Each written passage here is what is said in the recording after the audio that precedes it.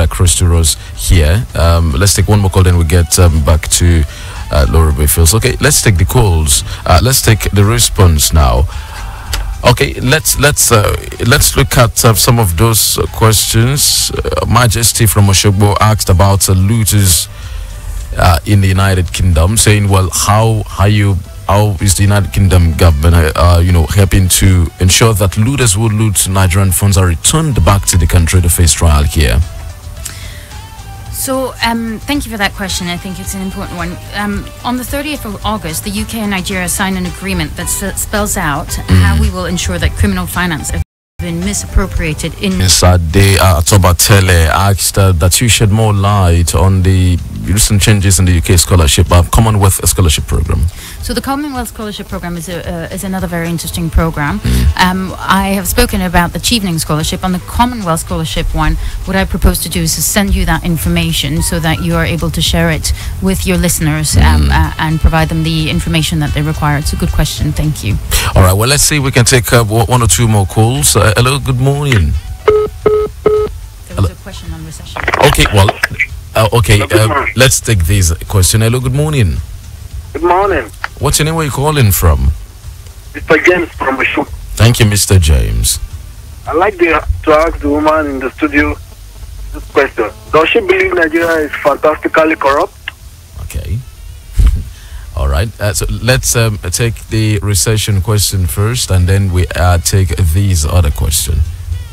Thank you. So I mentioned earlier the FID's Economic Development Program, and through that program and indeed another program called the Prosperity Fund, we are providing Nigeria with support in a range of areas to reinvigorate in particular the agriculture sector and domestic manufacturing base, to boost employment opportunities, and also to focus on tax collection in selected key areas, to improve transparency, to remove constraints on the ease of doing business, and to attract quality investment and improve competitiveness. So that's very much on the programmatic side. And on the commercial side, as I said earlier, what we're trying to do is broaden the breadth and depth of the partnerships between UK businesses and Nigerian businesses to ensure they are beyond oil and gas, and to make sure that we have more trade and more investment, increasingly a focus on investments here in Nigeria, which are to benefit of both countries. And then,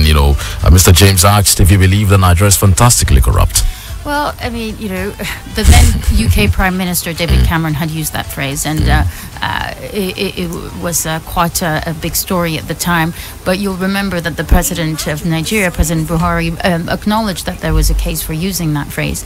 What phrase we've also used recently is incredibly committed, because while there is clearly high levels of corruption, and that is absolutely unacceptable, we also believe that the government is incredibly committed to doing something about it. So, the challenge is obvious. What's more important to focus on is the commitment and the progress that's being made in addressing the drivers of corruption right now in Nigeria. All right. Well, let's see if we can take some more calls and messages also that dropped. Let's see. Hello. Good morning. Okay, messages. Let's check messages on WhatsApp. We have another call here. Hello. Good morning. Good morning, sir. What's your name? Where are you calling from? Engineer Ni Ibikule. Thank you, Engineer Ni Ibikule. I need to appreciate our woman in the house and our guest. Please, I'd like for you to turn down the volume of the radio set so that we can hear you better. Which I've done. Okay.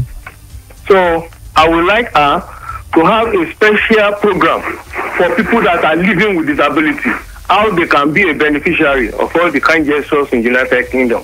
Okay.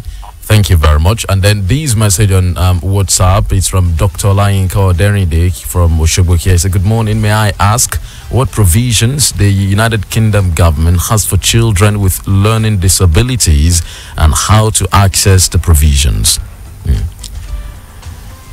Thank you. Yeah. So actually, both of those questions are related and incredibly important. So I'm very grateful to your guests for asking them.